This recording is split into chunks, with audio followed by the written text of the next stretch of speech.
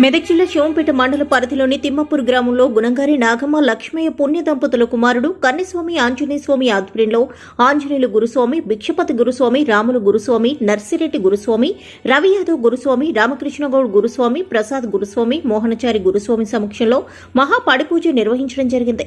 ఇటు పూజ కార్యక్రమాన్ని తిమ్మపూర్ స్వాములు గుణంగారి నరసింహులు స్వామి, గుర్రాల సాయి స్వామి, అనిల్ స్వామి, మైపాల్ స్వామి, సురేష్ స్వామి దగ్గరుండి పూజా కార్యక్రమాన్ని నిర్వహించారు.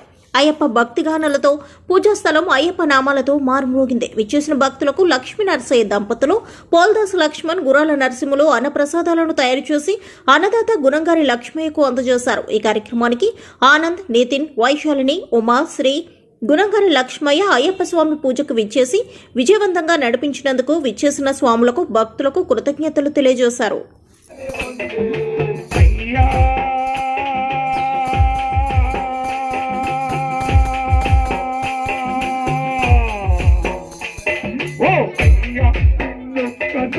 చూడాలి